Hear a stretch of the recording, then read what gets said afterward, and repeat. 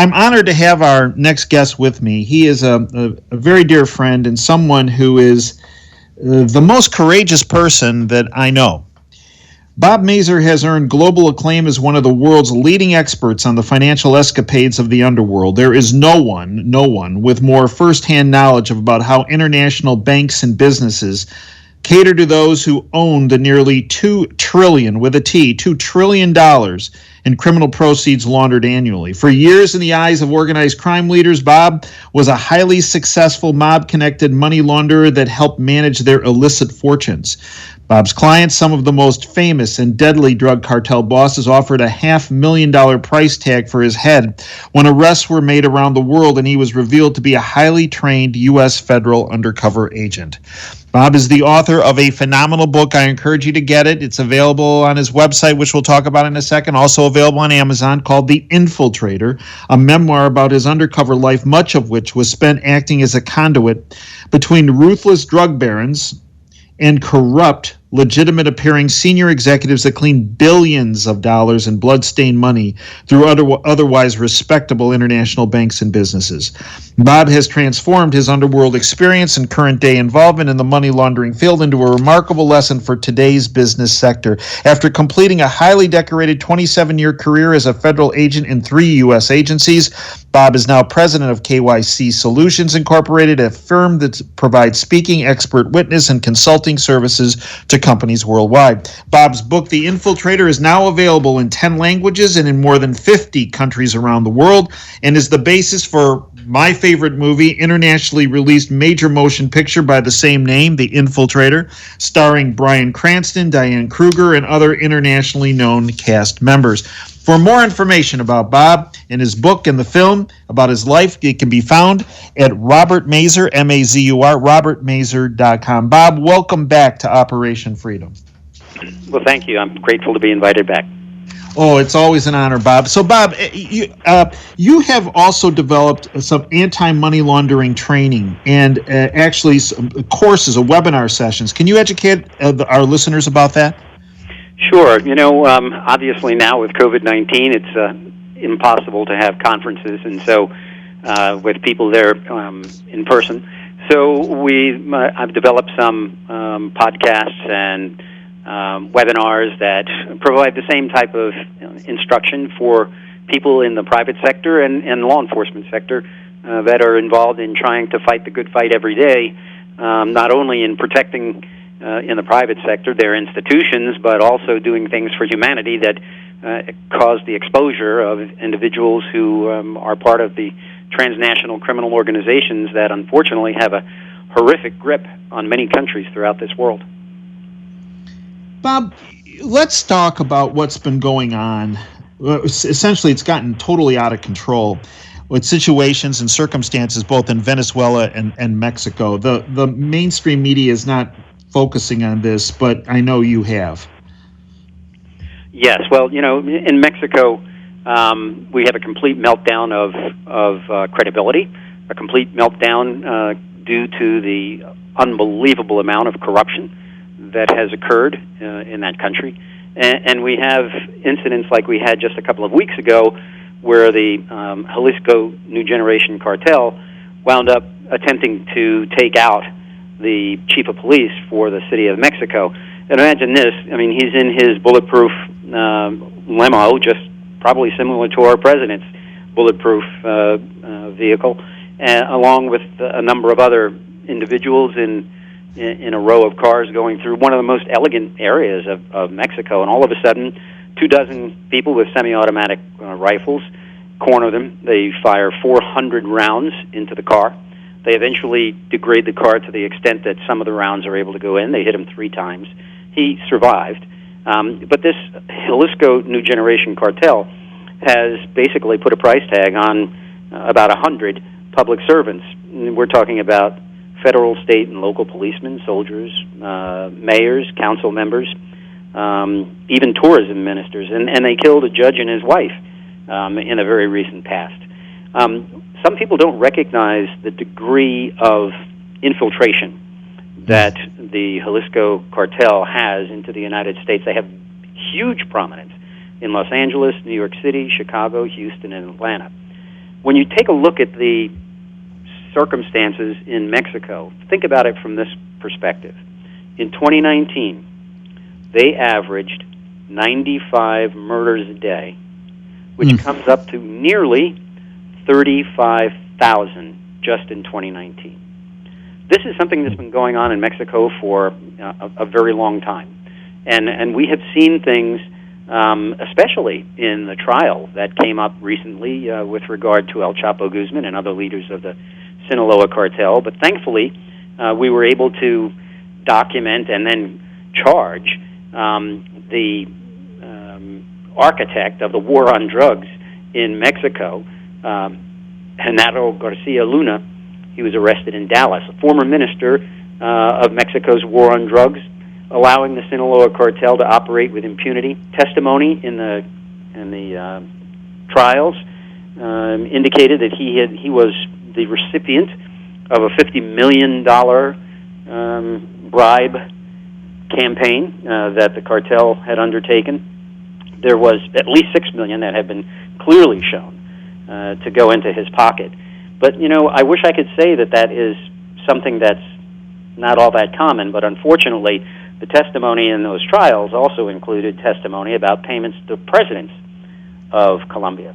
And one of them in particular really disturbs me. One of them, according to the testimony, came about because the former president, Enrique Peña Nieto, according to the testimony, had approached the cartel for $250 million in order to keep El Chapo Guzman from being captured. That was negotiated down to $100 million, and supposedly, according to the testimony, paid near the end of 2012. One of the things that happened shortly thereafter, in August of 2013, only 8 months after Enrique Peña Nieto took office, is there was an alleged court decision where a technicality was raised with respect to the prosecution and incarceration of one of the world's most horrific murderers, Rafael Caro Quintero, who is responsible, among many others, for the brutal torture and murder of DEA agent Enrique Kiki Camarena. For those who have followed the Narcos series, they would have seen the years when they started in Mexico, where they were talking about not just Rafael Caro Quintero, but Felix Gallardo, who was then one of the most influential of the cartel leaders. It's these guys, and it's Rafael Caro Quintero who was allowed to leave prison. No notice was ever made to the United States. Can you imagine, Al Capone being released in the middle of the night, and now nobody knows where this guy is? And I don't know what the tens of millions of dollars of bounty the U.S. has put up on his head. It continues to rise. But that, in and of itself, is totally unexplainable. But I could go on with name after name after name of people, as I could with respect to Venezuela, where, unfortunately, these transnational criminal organizations whose treasuries go untouched are able to amass such fortunes that they can influence the decisions that are made by people who we have and others have voted into office in order to protect us. But unfortunately, the corruption is massive. It's global. It's been ignored for far too long. And that's part of my message to the anti-money laundering compliance world. It's like, guys, you guys are analyzing every single transaction that happens every day with your softwares and this and that and the other thing. We need to get together. We need to get the law enforcement community, the regulatory community, the private sector, and political will together to put a methodology together whereby we identify the biggest traffickers, the biggest organizations, the biggest money launderers, and we focus all of our attention on that instead of trying to chase individual transactions and tick boxes and deal with regulators and unfortunately their ineffective method of trying to find this money. Less than 1% of the coffers of transnational criminal organizations are ever seized by any government. And the size of the crimes that are going on are just unbelievable. And before I open you to the next question you have, let me just make mention of one that happened that came out at the beginning of July, the July 2020, and this was something that was carried out by the Italian police, the Guardia di Finanza, and in particular their anti-mafia investigation unit, based on intelligence. And thankfully, law enforcement has been able to infiltrate the communication lines. There's some very, very sophisticated, thought to be highly secure methods of communication that have been used by transnational criminal organizations that, thankfulully, through the help of intelligence community and others, we've been able to penetrate at times. And in this instance, there were 3 containers, 40-foot containers, that were coming into Salerno. And they had in them these paper cylinders. These are commercial brown paper, 6 feet wide, 4.5 feet high, built in Germany, and a perfect wall against the scan detections. And inside of them, 40 of them, was the largest seizure ever on this planet of amphetamine pills. More than $1 billion, really about $1.2 billion worth of pills, 84 million tablets. And the scary thing about it is they were produced in Syria by ISIS. At least that's what the reporting now indicates is most likely the case, because there was on the tablets a logo, Captagon. That is an amphetamine that's often given by terrorist organizations to their troops in battle to get them all psyched up and to help people to be able to stay awake for crazy amounts of hours. But this, had it gone through and had it been sold in Europe, which is where it was headed, the market was headed for, would have been $1.2 billion in the coffers of terrorist organizations. I hate to say it, but I saw it 35 years ago when I was undercover in Panama. The Lebanese, and especially Muslim Shia Lebanese, who are extraordinarily great business people and have been for centuries, are deeply, deeply rooted in the free trade zones around the world. And it just so happens now that because Hezbollah has become such a big influence in Lebanon, because they're they are financed and motivated out of Iran, Hezbollah has taken on a very aggressive position in the drug world, whereby they are using that as their means of creating funds to kill us. That's basically what they want to do. Their roots into Venezuela are also unimaginable. Folks, we're speaking with Bob Mazur, robertmazur.com. He wrote the book The Infiltrator. The movie is based on his life in the undercover world when actually he was involved in some interactions and taking down with his team. He was the quarterback of the team, bringing down the Medellin drug cartel run by Pablo Escobar. Bob, about a year ago, I was speaking about Iran's involvement in drug trafficking, specifically their trafficking as well in their work with Venezuela. And many people found problems with my statements, that they felt that I was being derogatory toward Iran, that they were involved in the drug trade, that the mullahs have been adamant against involvement in the drug trade industry. Bob, you're the expert. Was I off? You're not off. And it's the leaders of Iran who have fostered this. I saw a case back in 2010 that was the first time I saw it so clearly. It's a case that your listeners can Google. The individual's name is Ayman, Ayman, that's his first name, and last name Juma, Joumaa. So Ayman Juma is a Lebanese Colombian who worked very, very closely with the Mexican and Colombian cartels, helping them to open up their markets into Europe. Venezuela was the most important springboard. Some people don't recognize that Venezuela, since the 1960s, when they wound up, along with Iran, helping to form OPEC, that they are very, very ideologically and very, very economically connected, not only Iran, but Syria and Lebanon as well. But in this particular case, the Ayman Juma case, involving 300 tons, yeah, I said tons, 300 tons of cocaine being moved out of Venezuela.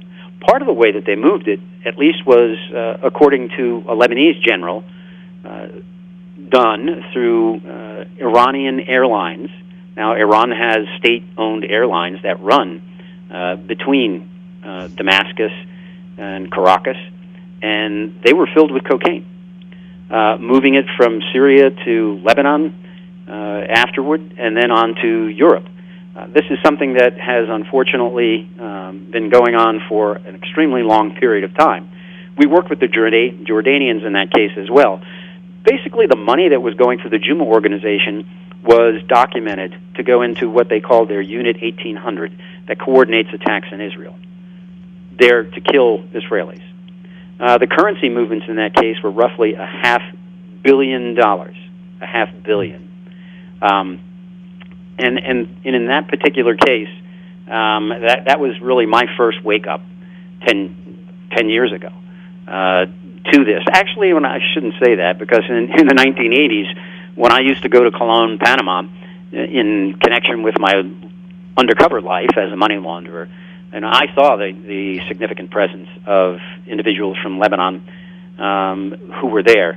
They, being Shia Muslims, they contribute to Hezbollah a portion of what it is that they generate, and they're not only operating by any means. They are not only operating in Cologne, they're operating in the tri-border area in South America. They're operating in many, many other places that are very, very well known for the movement of illicit funds. And they've been doing this for an extraordinarily long period of time. Bob, when you first went undercover and you were dealing with some of these just horrendous people on a daily basis, violent, vicious, evil people, what surprised you the most about your interactions with them? Very, very brilliant people, highly educated, highly sophisticated, people we have to recognize that, for the most part, are smarter than us, who have endless amounts of money. One of the things that I came back with in the way of intelligence at the time, and I think there were other people who were even before me, assuming this was the case, they owned countries. They owned Panama. I sat with the people who told me that, who said, we are protected. There's no way that Manuel Noriega is going to allow any Americans to get to our bank accounts. There's no way that we're not going to be able to put our labs in the jungles of Panama. There's no way that we're not going to be able to move the money, because we are making him one of the richest people in that region. And they did that for a long period of time. And ultimately, had it not been for the invasion of Panama and the removal of Noriega, had he been able to continue to be there, it would have just gotten worse and worse and worse. And I'd like to say that I would hope that things are better in Panama, and I think that they are to some degree. But now we have Guatemala, Honduras, and El Salvador, whose governments are being melted down with respect to integrity. Their integrity is being completely melted down. Their countries act as the transshipment points, working so closely with the Colombian and Mexican cartels that cause many of our cities to wind up being flooded with illegal drugs. We really need to sit down and figure out a better way to try to deal with this problem. We need to invest. We need to invest in the demand side. We need to invest in economic opportunity and education. We are not going to stop this strictly by a vicious attack on the supply side, which we must continue. We must continue that. But we are not going to be able to really stop this stain on our youth without really making a much bigger investment into free public education, into education in general. Drug education is some, but education and economic opportunity are major in this thing as well. This is a battle that we've continued to try to fight time and time again, and at some stage we have to go, you know what? We need to kind of look at all the pieces of the puzzle here and figure out how we might be able to do this better. I am very, very fearful that this corruption within the Americas, I mean, we've got the Iranians who are bringing in freighters into Caracas as we speak that carry 26,000 tons of goods. They are opening up chains of groceries there. They are bringing in equipment to reestablish the refineries and get Venezuela's oil production from the 1/3 of its capacity to the major. They are moving gold, massive amounts of gold, out of Venezuela to Iran in payment for a lot of these things that are going on. So the coffers of the terrorists are growing and growing, and it's not just happening there. It's happening in many other countries in our own backyard.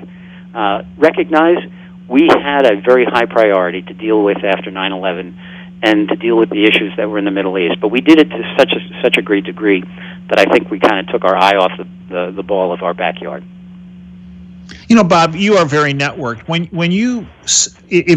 I'm sure you said what you just said to our listeners, to a number of people in power in Washington, about more emphasis on the demand side. What was their reaction to you when you would say that?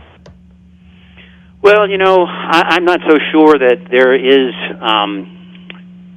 a very organized, well thought out, well financed program on that. You know, yes, it's nice to go out there and give kids in need outlets and sports and activities that can keep them from running into the generation after generational problems. But to me, that's short thinking. That's putting a Band-Aid over a situation that these young people in areas of need constantly run into. And you know what? There are areas of need for every